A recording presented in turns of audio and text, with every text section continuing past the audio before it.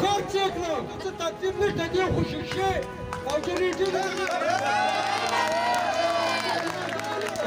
او د رشوتونو خېټې ډکې دي تکیه ته ډډه والي او زمونږ زنانه او زمونږ ماشومان د ګرمۍ د لاسه مړه شو بله ورځ ما ډوډۍ خوړله او په قرآن مې د قسم چې د اوبو د لاس د کنګالولو ځای مې نن په کاغذ مې دا سوچ کړ دا ژوند دی زموږ د غریبانانو او دا عزت دی زموږ د دې غریبانانو په مخ کې شئ او تاسو چې کوم دی نو چا شته نو پټه سوله کړې او چا سته چا چای او ډنګه ډنګه ډنګه سره چاپې کړې بیا چې ولې کوم په دې بکسو کې ما کړه نن نه ما پښتون سره د مونږ سره نور ته دل او کومه خبره ګوره دې مشران په مونږ باندې هغه ټوکې کوي وایي کیدل د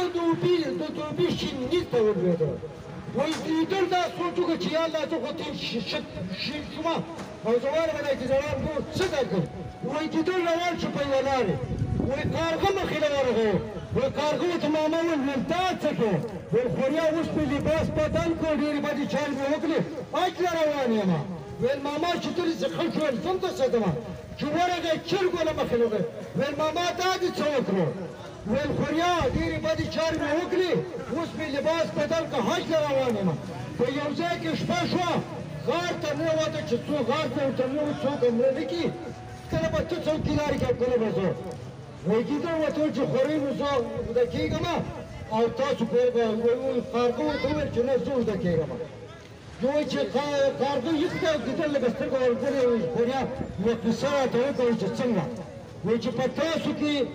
دا توروالی د کوم وخت نه راغی وایي یاره والله ماما چې ما ته هم څه پته نشته د غړپ چې چاقی یې ویې خورم بیا کارغه راغی کارغه ته یې وویل چې خوریا شپه ده تېرېږي به او خبره ته کوم کو جواب در ونه کړم هم د لباس هم خورم وایي چې په تاسو کې دا توروالی او دا شینوالی او سوروالی چېرته وایي چې د کوم نه دی ویل ماما په ایمان که ما ته دا پته لګي د غړپ چې چاقی یې وخور نو په چرګو کې د لاندې هغه چرګانې دله جوړ کړي دي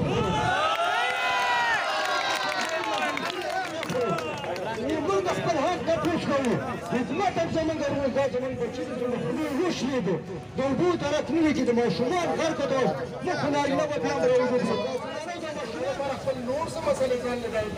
بجلۍ وګورئ زموږ د فیډر نه قدر شي چې زموږ دا خلک او ماشومان هم دا داسې نه چې څه نورې مسالې ته جوړ شي نو اوس هغه دا پوره تاسو وویل چې چلاوه شو مونږ خو مونږ چې وروالی چې زموږ سره دا زموږ وروڼه دي چې زموږ سره چلېږي ولې چلېږي خو چې نه چلېږي نو ته هم غر کې یو ځل ترې ځان څه غر کړه دا ستا کم سوچ دی دا د مسلمانۍ سوچ خو نه دی دا خو د پښتو سوچ نه دی دا خو د غیرت سوچ نه دی ته ستا خو او زه د پي ټي آی هغه ملګرو ته خلاص کوم او هغو ته زه وایم دا که په مونډه کې دې ښه تکړه د معیارو په دې شالکنډۍ دره کې چې په فیسبوک کې ګورې داسې عالمان هم مفتیان او داسې ته به کتل دي خو داسې دي چې بس په سیکنډ باندې هر څه کوي نن ورځ دي نن ورځ دي او دا بیا د هغو دې ته ورته راشي چې دې خپل مسلې کوم چې تاسو په فیسبوک څه شی روان کړی د بجلۍ لیکن لږ نظر کوئ کم یو پوسټ کوئ د خدای لپاره د پښتو خاطر کوئ د اسلام خاطر کوئ مړه شیطه لږ ګورئ لږ د غیرت او د دغه نه پکې کار راغلی داسې په پټو سترګو باندې وابدا والا همیشه موږ ته وسم په دې کلي کې یو ټرانسفارمر خراب دی دا ټرانسفارمر د دې کلي دا خلک د دې کلي دا ځوانان په خپله جوړوي کله چې دا ټرانسفارمر خراب شوی دی دله د چاندې په شکل کې یو ځوان یو کس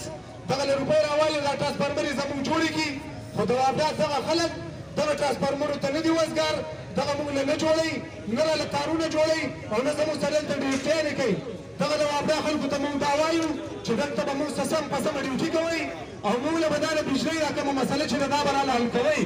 که نه شئ حل کولی ستاسو به کتلي د ایوب خان د وخت دا تارونه غځېدلي دي ځای په ځای شنېږي په یو بل سواره تارونه دي دیو تاسو هم لکه له ماله به بل پیډر څه ولګوي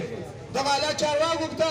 او دې وابدا والا ته نن دا خبره په وړاندې کوو چې زموږ څه به نن دا مسله حل کوئ که چېرې دا مسله هم زموږ څه حل نه کړه چې څو پورې زموږ نه کېږي هم په دې ځای کې به مونږ ناست یو منظوره ده